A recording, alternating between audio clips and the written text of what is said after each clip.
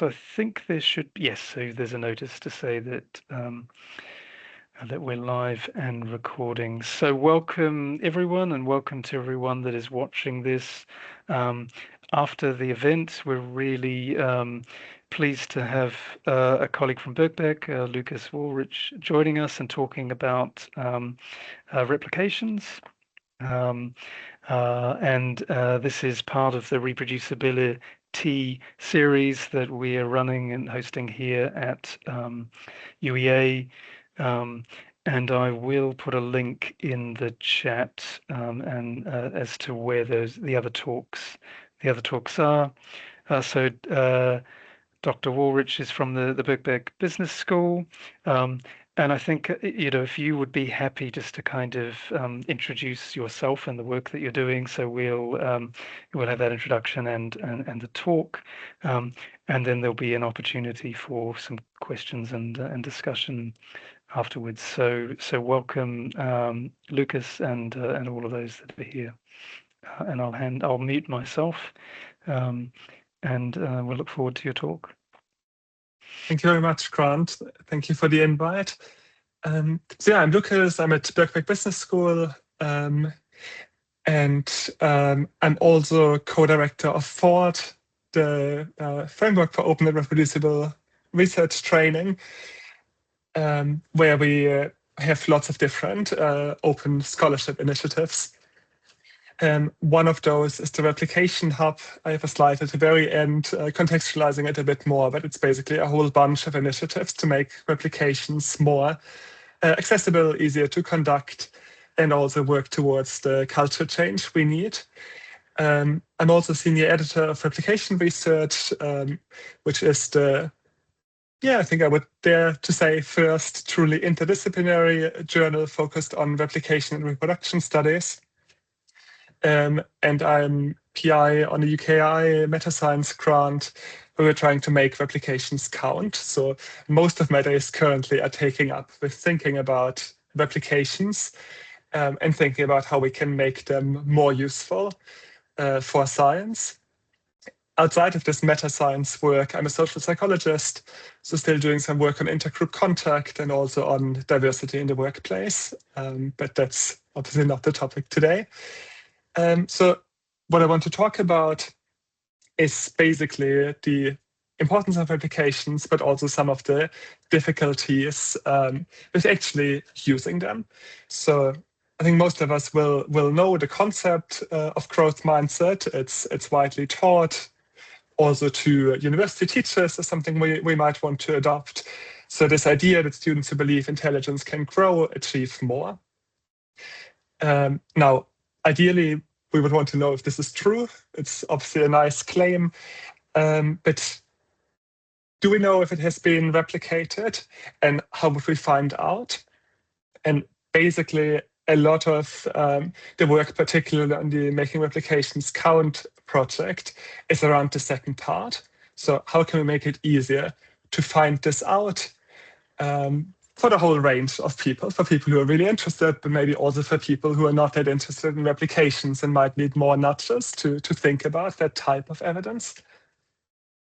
And it matters because evidently replication is how science corrects itself. Even in a perfect scientific world, we would have a substantial share of false positive findings, anywhere from 5% upwards. So it's important to find those. We obviously know that for various reasons we have more than 5% false positive rates. We know there are lots of challenges to generalization, and all of those can be found by people retesting claims. And the big projects that have been conducted always tend to find quite similar results. So this is the recent SCORE result that got to a 55% replication rate on their main success criterion. Slightly better than the open science collaboration in 2013, I believe, found, when they found about a third. But in any case, there are lots of findings that don't replicate while people rely on them. Even things that do replicate tend to end up with a much smaller effect size. And obviously that matters for practice, because ideally we only care about interventions that have a real effect. But also it matters for future research, for things like sample size justification. If we build on inflated effect sizes for true effects, then it can also undermine future research. So replications matter, they often actually yield new insights, but they quite often don't even get shared. So there's this survey by Baker from admittedly 10 years ago where a large majority of researchers said they have failed to replicate someone's findings as part of their research process, but they quite often don't even try to publish it. If they try, they might not manage to publish it. So replications matter, they're not always out there. So the argument for today is we need two things for replications to actually make an impact. They need to get done and they need to get found. Finding them is difficult because they're very scattered and because our most common way of linking publications doesn't work backwards. That's references. We can easily search previous references, previous work. It's much harder to search forward. So it's not easy if I have a paper to figure out whether it has been replicated. And then the second barrier is that even more fundamentally, replications are just quite rarely done. How often replications are done depends a lot of definitions. So even among fairly rigorous research in a specific field, in psychology, we get this factor of 25 between the lower and upper bound of estimates, because it's often not quite clear what a replication is. But even if we take the very high-end 5% of psychology studies, that's still not many replications, especially because there's a huge past body of literature from a time when replications were really rare. So what can we do about these two barriers? To avoid this vicious cycle where no one looks for replications because they rarely exist and no one does replications because no one uses them. So we need to address both of those. But I think initially this barrier towards finding replications, because they are a needle in a haystack, but quite an important needle. Why is it hard to find them? We have this file drawer problem. Sometimes people write them up, never publish them, but also often people don't even write them up. So that's this 70% figure earlier on. We have a publication problem. Many replications are pre-printed or on some blogs or on some less formal publication outlet, where it's then again harder to actually find them. They're very rarely published beside the original. So there's the idea that they should ideally be in the same journal because then they might reach the same audience. That happens. Well, these are actually somewhat inflated numbers, but out of the ones we found, only 16% are in the same journal. And many are inside these big projects. And these projects are really useful, like the SCORE project that now showed out of these 274 findings, only half replicate.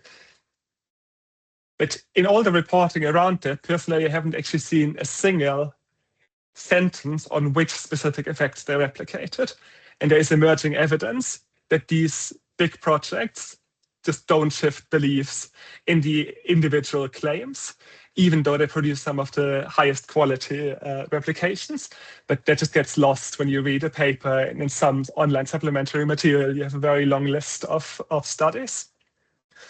So they get somewhat buried there. So has it been replicated? How did it turn out? Has been quite difficult to answer, especially at scale. Obviously, if I research one effect very closely, I can find replications. But if I want to say, for example, does this reading list build on reliable findings? That's a really difficult task. So one of the things FORRT has been working on by now for quite a few years are various ways of linking originals to replications. Initially, a crowdsourced website that was called Replications and Reversals, then a replication database. And now we have this FORRT library of replication attempts, which is really quite a simple list. It's essentially just a list of original references, replication references, and a summary of the outcome as reported by the authors. It's built by a large community of collaborators. now with a little bit of AI support for the screening, because searching for replications is very hard because the word means so many different things in different areas. So we have an AI-supported screening pipeline, but human validation towards the end. And this is now a superset of the former replication database. So initially we tried to have this replication database with lots of coding that would be useful for meta science. But that makes it also very discipline specific. In experimental psychology setting, it's quite easy to code up, well, this was the original effect size, this is the replication effect size. In an art history replication, that's clearly not how it works. People might replicate an attribution, but then have a much more qualitative interpretation of what actually happened. This, of course, all online, and sort of sits at the intersection of meta-scientific interests and then interest in specific studies. So it's a very basic thing. We can see that the number of replications has been growing over time.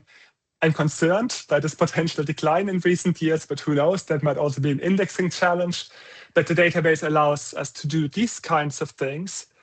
But it also allows us to power various tools that makes these lookups a lot easier. So it's Replication Atlas, where I can now, for example, search for growth mindset and see that, unfortunately, at least the original studies haven't held up particularly well. Now, a single replication failure, of course, doesn't mean that the effect is not true. Replications have different levels of scrutiny. So there's this very interesting paper here, 11 years of student replications, that reports 180 student replications. Some of them are just student research projects that might not be fully trustworthy. But now in this case, there are also some more rigorous replications that have failed. But the point is, it's now reasonably easy to look it up. And also with this tool, it's very easy to upload full reference lists. So one use case here might be in teaching to just upload a reading list and get a sense of which of these findings might maybe not deserve to be taught anymore, or at least might deserve greater contextualization. So that's the foundation for making replications discoverable. Now on this UKI project, we're trying to build other interfaces to basically surface replications throughout the research cycle, not only in the separate database that people might remember to use, but in places where researchers already work.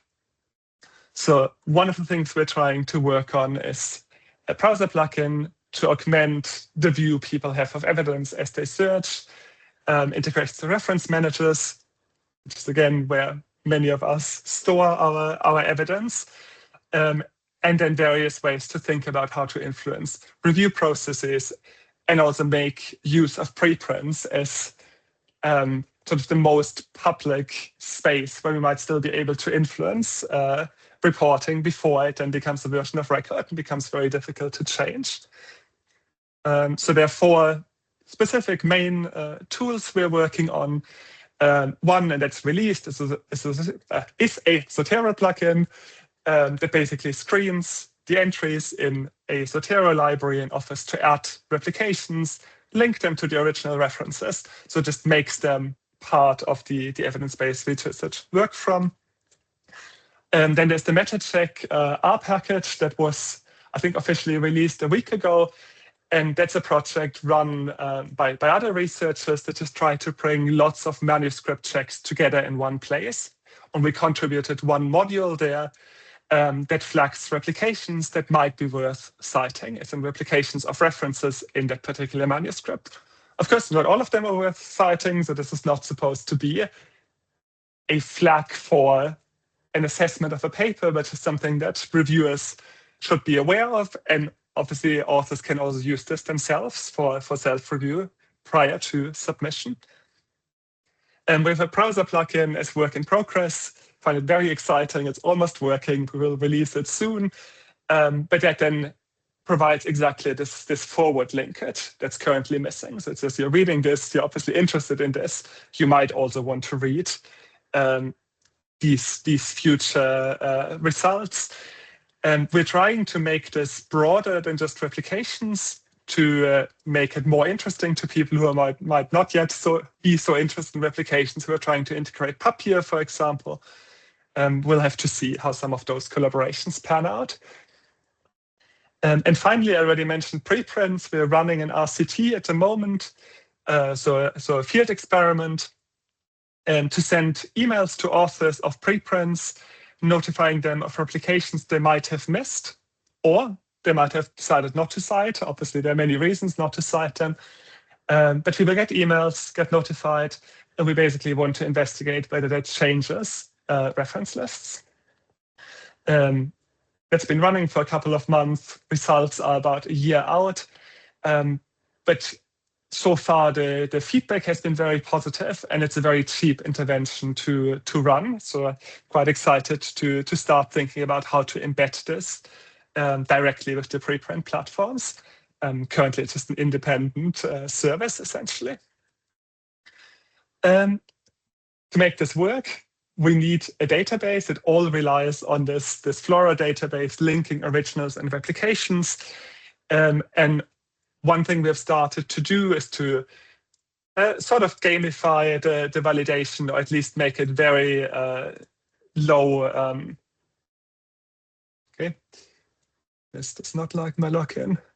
Sort of make it very low effort to get started and to join. So we're recruiting lots of people for this that get what our AI pipeline has basically identified as potential pairs, and then get asked to check whether it's a replication, what the outcome is, and so on. There's a nice leaderboard where quite a few people are now involved. So if anyone watching this is interested, please contact me. But I think it's also a nice model for how to engage a broader community in this kind of data curation that many of us in the sort of meta science space are working with. So that's what we're doing in terms of making replications more findable. And there's value in that. We have a couple of thousand replications that have been done and are generally not found, but also we need more replications. How many is a really interesting meta-scientific discussion. So what is worth replicating? Personally, I think as long as we have fairly selective peer review, it doesn't make a lot of sense to say something is worth publishing but not replicating, because if it's worth publishing, we're sort of saying others should be able to build on it. So we should have an interest in whether it's true. Even with more nuanced views, certainly 1% replication rate, it's just only 1% of findings deserve to be verified. That's a little bit odd. That often is a hard problem, but I think there are various ways to make it easier and to normalize the conduct of replications. So why is it hard? Well, it's hard because of incentives. Sort of throughout academic evaluation, there's still a strong focus on novelty, much less of a focus on verification. I think we have gotten a bit better collectively at valuing robustness. So obviously 10 years ago in psychology in particular, social psychology in particular, the thing that mattered was to come up with a fun new theory. Didn't really matter whether it was true.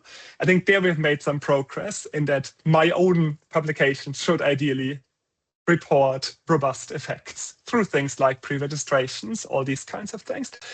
But that doesn't yet mean that there is any career value, any real recognition in me spending my time on verifying someone else's work rather than producing novel insights. So there's a challenge here.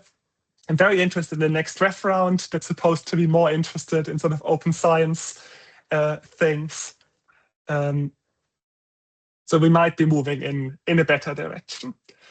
Now, even when people care about doing replications, it's sometimes really difficult to know where to publish them, especially in fields that haven't normalized them so much. So in psychology and economics, it's very concentrated on certain journals, but there are at least a handful of journals in each of these fields that care about replications. In other fields, it's even less known. And then we have the issue of citations, because if they're not found, no one will cite them. And there's a question whether it does anything useful to people's CVs. But I also think there is just a question of why we are in academia. I think many people are in academia because they're really curious to find new insights. So in the way we talk about research, you need to fill a gap, you need to find your research gap. We're even reinforcing that through our training, but it's just a pull of new questions. That results in just few replications and few replications in high impact journals, which people strive for. And I think one thing to take seriously is the 70% figure, because I think lots of people are doing replications. Lots of people are opening up a data set where they do further research and are trying to figure out, is the previous claim actually held up in this data set?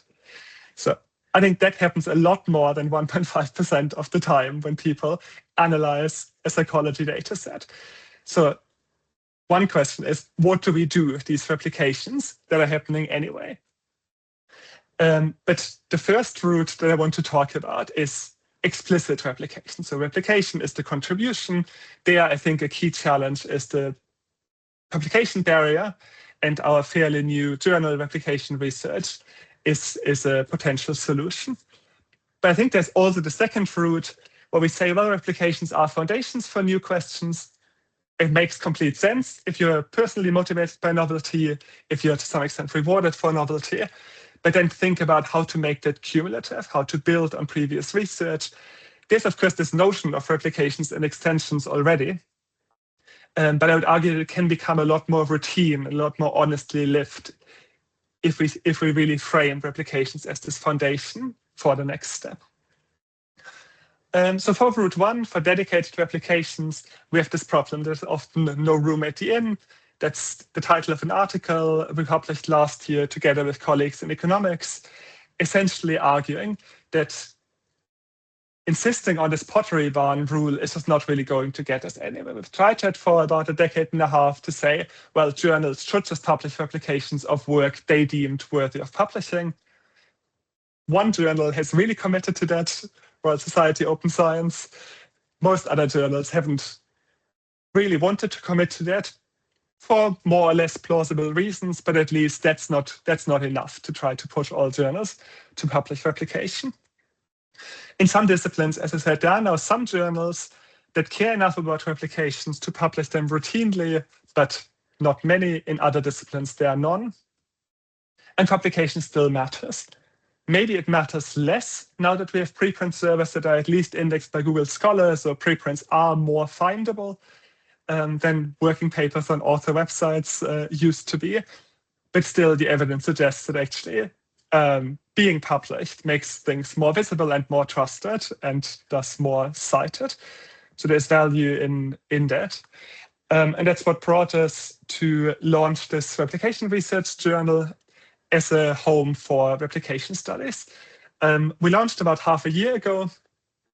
The only publications to date are 2 editorials, the inaugural editorial and a guest editorial, by actually some of the leading figures in conducting these large-scale replications. But the first empirical articles will come out in the next couple of weeks. So it is gaining some traction. And one thing that's really quite special about the journal is that we have a very interdisciplinary team of associate editors, from geoscience to youth studies to linguistics. So just giving disciplines that really don't have a tradition of publishing replications an outlet.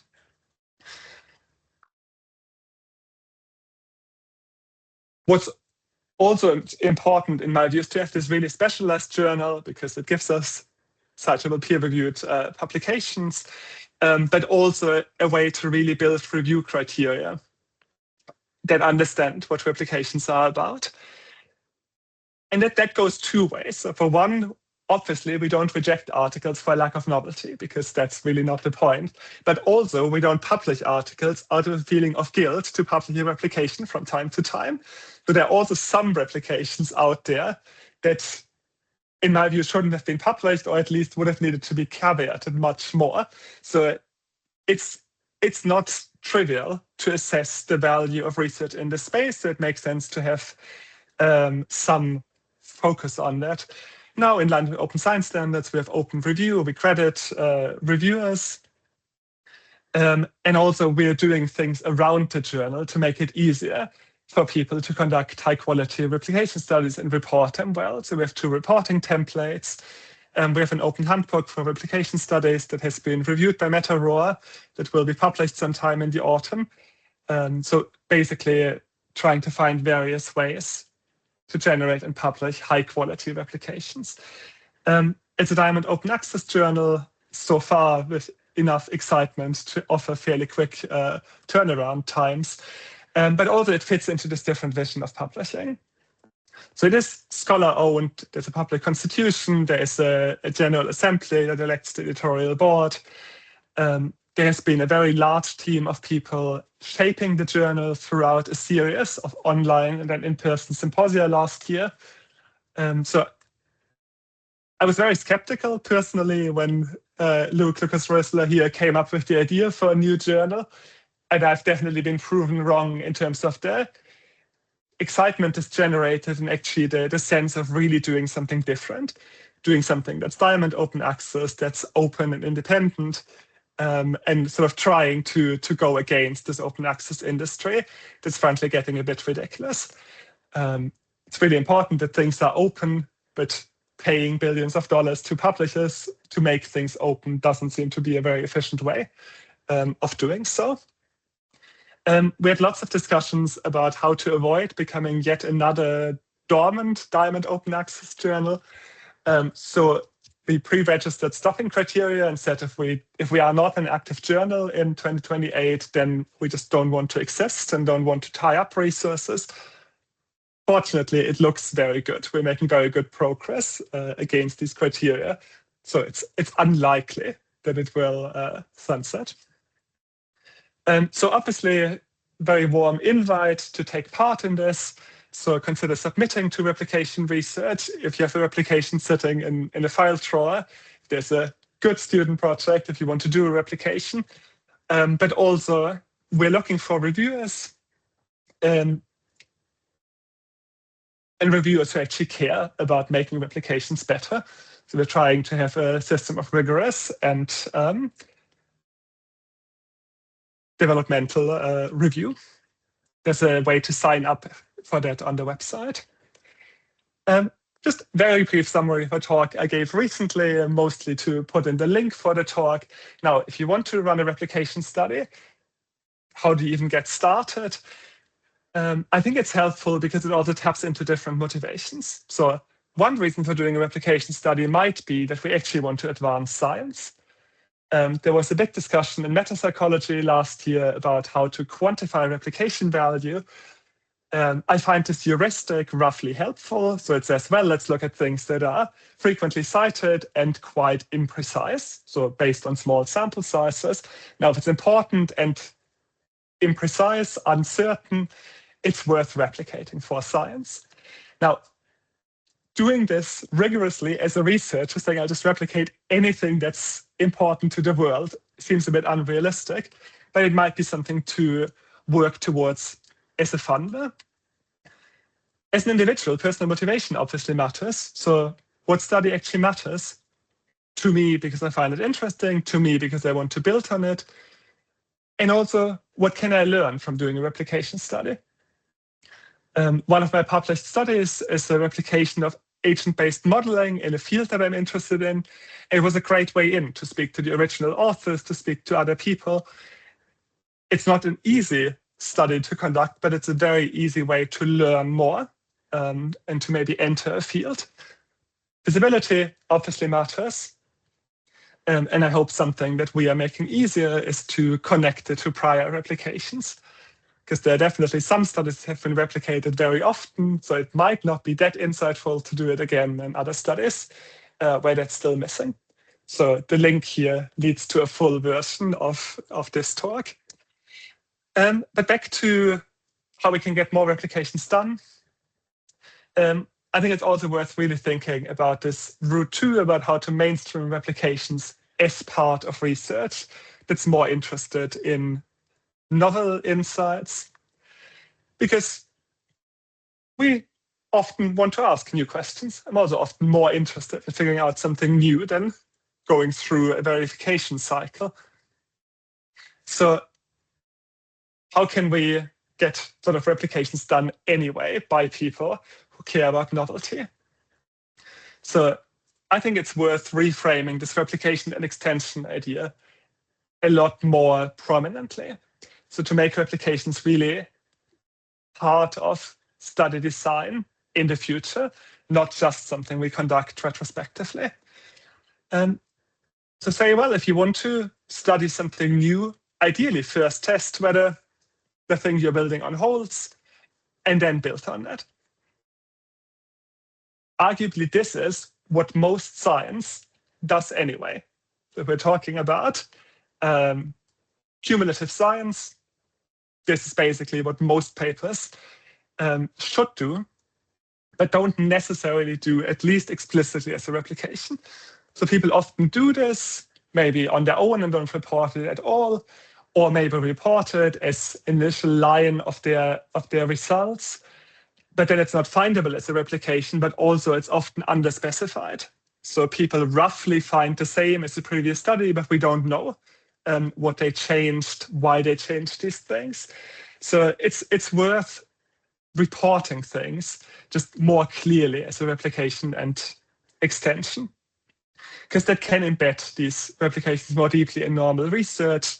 We get around some of the incentive issues, and also we get around some of the publication bias by journals that are interested in publishing something more novel.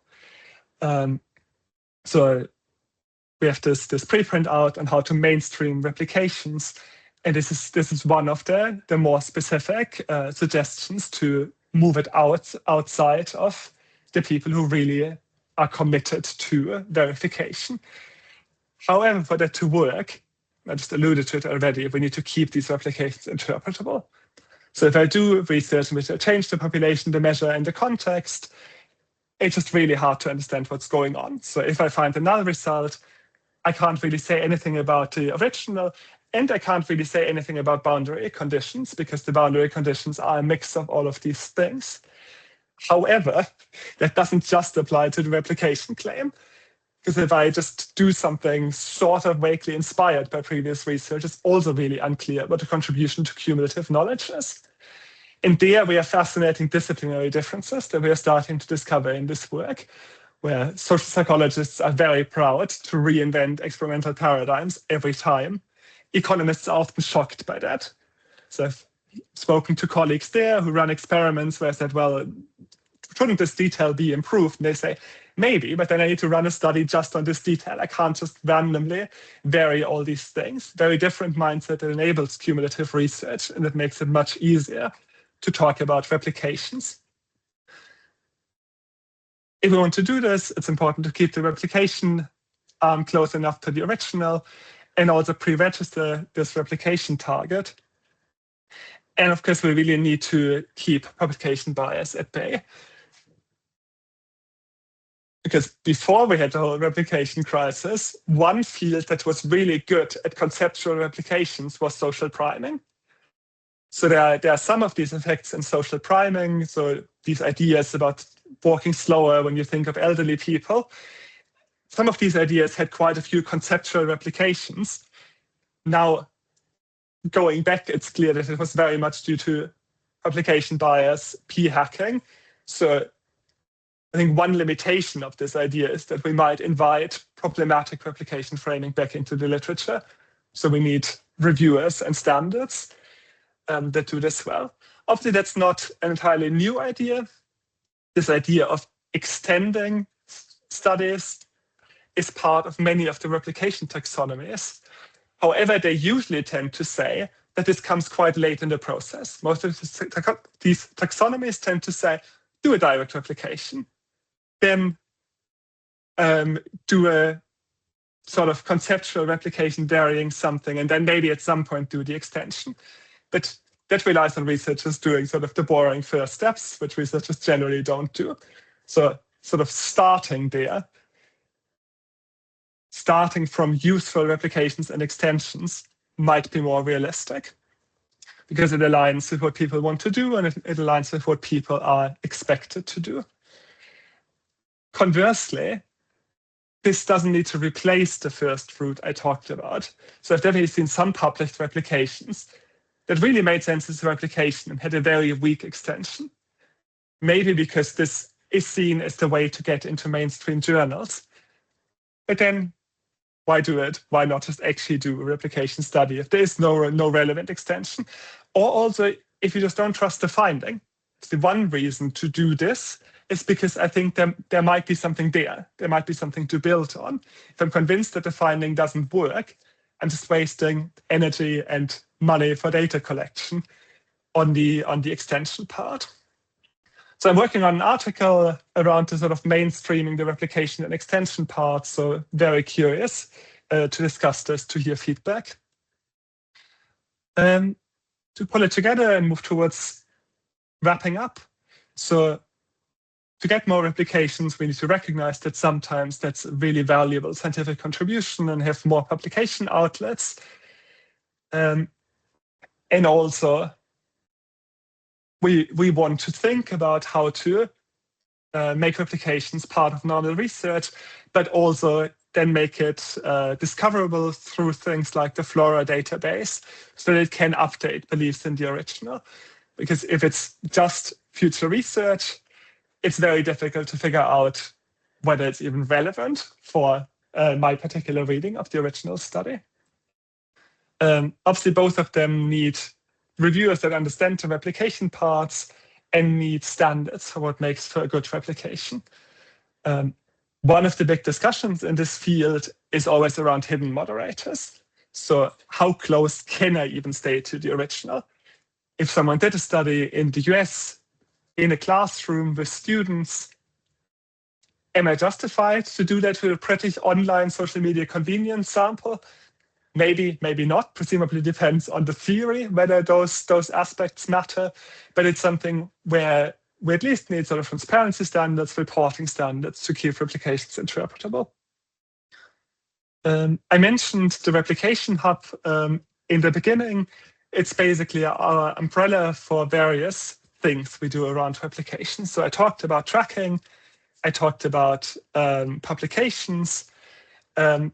There are also mentorship schemes, various activities worth having a look at, and definitely many ways to get involved or to talk to a slightly over-eager chatbot here.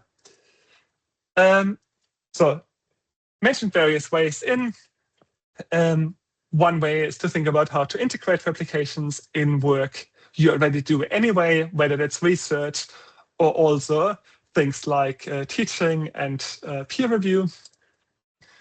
Consider publishing a replication in replication research, or we just started the Replication Journal Federation. That's a group of 6 journals, I believe, that are focused on publishing replications, sometimes discipline-specific, sometimes methods-specific, but just other potential outlets. And we're always looking for collaborators and contributors to the database. The validation tool that I showed is a really nice way to procrastinate, so worth getting in touch about. And that wraps it up essentially. Is obviously thank you to the large community that made this possible. Helena, Luke, Flavio, and Josefina are the people I work with most closely on the things I mentioned, but there have been more than 250 contributors to the journal and the Replication Hub. So that much for now. I look forward to any conversation. Lucas, thank you so much. I have learned a lot and a lot of things to explore further. So I'm really grateful that you've been able to share this with you, and will certainly make an effort to kind of to flag this work in our communications around replication. Now, I mean, I have some questions, but I see David's also come on camera here. So did you want to make some comments, David, or raise a question? Yes, a lot of this literature seems to revolve around social psychology, and I was in a completely different field, sort of biophysical stuff, electrophysiology. of single ion channel molecules. And there are only about 3 groups in the world doing that. And we sort of published our, probably the best paper, something I've been working to all my life anyway, in 2008. And in 2009, one of the American groups published on the same topic, and they didn't interpret them quite the way we did, but the observations were basically similar, as far as one can judge them. The observations of 50,000 open and shut times of a single ion channel. So it's not easy to compare the raw data, but I regarded that as a sort of replication of a sort. It's quite arguable, though, in a case like that. Yeah, it's one of the things we're struggling with conceptually and practically. So how do you distinguish conceptual replications from future research?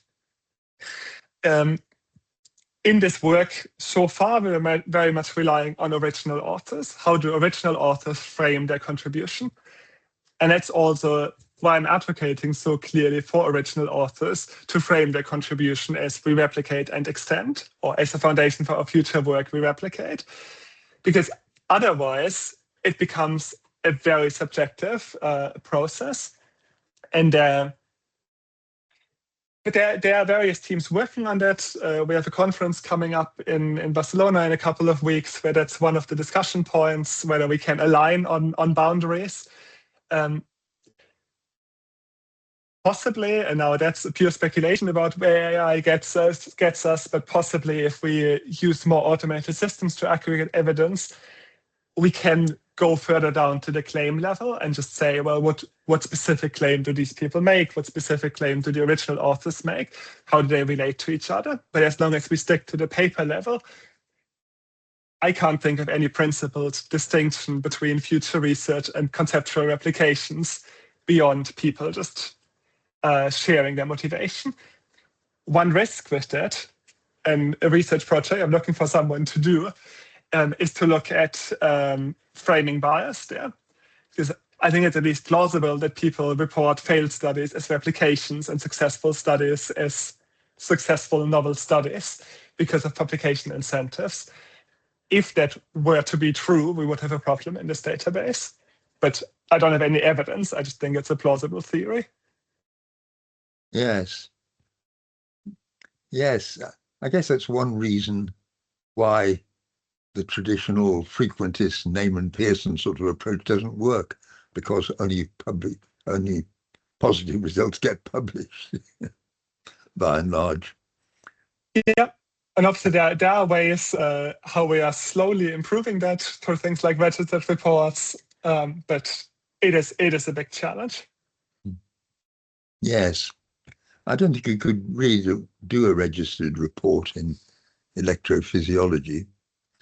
I mean, you get a lot of observations, you try to fit them with models, and which are physically based models, much more concrete than the things psychologists call models. They're bits of physical chemistry. Yeah. But you can't think of all of the models that might fit in advance. Some of them you think of later.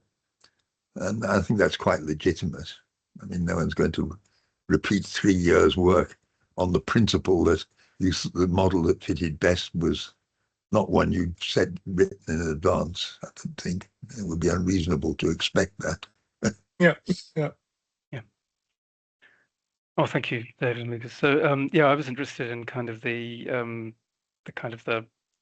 disciplinary scope, and I can see obviously the concentration is around social psychology and around economics. Is there much expansion in other disciplines and other dimensions within the FORRT work, within the submissions to the journal?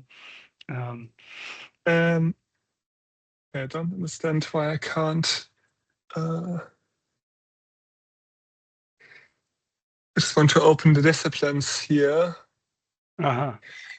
So difficult to classify, and OpenAlex classifications are very messy. but yes, you're right. It's very focused on psychology. And up until recently, we have only been coding replications, which we define as collections of new data, so tests of previous claims in new data. What economists call replications are mostly what we would call reproductions, so reanalysis of existing data. Now, the new definition of the database is that we consider both, because both intend to verify previous claims. So the economics bar is about to grow substantially. But I think it's important to think what these two different aspects are. The SCORE project that the Center for Open Science recently published, they had 2 separate papers on replicability and reproducibility. And fortunately, reproducibility is a lot higher than replicability, because reproducibility is about, did people, well, either make mistakes in the original paper or sort of miss fairly obvious robustness checks that undermine the results. We're still far away from 100%, but it's higher than tests in new data. But yes, I think psychology and economics have the largest activity going on. But you can see that there is quite a spread. Yeah, there's quite a long tail there. I think you may have just answered my other question, which was around some of the mechanics of this, of kind of identifying these potential replications. And are you using OpenAlex as a kind of a tool there to discover this, and then playing the AI agent against it to try to surface? Is that and how that's working? Yeah. Essentially. So we're starting with OpenAlex. We're doing some keyword-based matching, particularly because both reproduction and replication as keywords are dominated by biology, where they mean different things. So we're trying to get sort of the obvious biology false positives out, and then have an LLM pipeline to go further. And being a librarian, I was obviously interested in the data sources, but also whether there might be some interventions kind of at the journal level around kind of explicitly creating metadata that kind of flags these studies as involving replication or reproducibility. Maybe they exist. I haven't looked at that in detail. So I don't think replication it doesn't exist. For reproducibility checks, they tend to be purely computational. So just does the code reproduce the numbers? There we are getting to the point where some journals, including replication research, do it as part of the review process, and then certify anything we publish sort of after this date has gone through this process. That's great. Sorry, go on, please. No, I was going to ask another question, but please continue. No. But I think metadata is a huge question. One of the things that really annoys me that is still not consistently in metadata are preprints. So I think we are sort of far away from having proper linkages, because that seems to be a linkage no one would lose from. But deduplicating preprints and journal articles is still really difficult, even though Crossroad has it in the schema. But I think I found 1 or 2 journals that actually deposit that data. Yeah. It's always a challenge, isn't it? The metadata. So, I'm excited by the Zotero plugin and by the Google Scholar plugins or however you're architecting that. I think that's going to be hugely useful in surfacing these things. The other thing that's in my head is there something to be done with the funders in terms of them rewarding and explicitly funding replication studies. Now that's beyond our pay grades, but something that I think would help in this area. It's obviously a conversation we're having with the UKI Meta Science unit through this. So it's useful they've funded your project, because it's a platform to actually say to them, hey, let's support this more broadly. So that's great. I'm aware we're running into time. I think we will do our best to kind of promote this recording, and people will be able to very easily find you and the work of FORRT, which I think is important, and reach out to you and with further questions, and hopefully volunteer to be involved in this initiative. It seems to be very useful work that you're doing. So thank you so much. Thank you. Yeah, so we'll make the recording available as soon as we can, and I'll send you, Lucas, the link to that so that you can share that more broadly as well. And so many thanks again for bringing our attention to this work, because I think it is actually really interesting and useful work that people need to be aware of. So thank you. Yeah, thank you very much. I'm just putting the link to the slides into the chat. Oh, excellent. Then maybe you can also add that to the recording description. Yeah, no, we'd be happy to do that. That's great. So thank you again, and enjoy your days, and keep staying cool. Likewise. In the seat. And I'll stop the recording now. And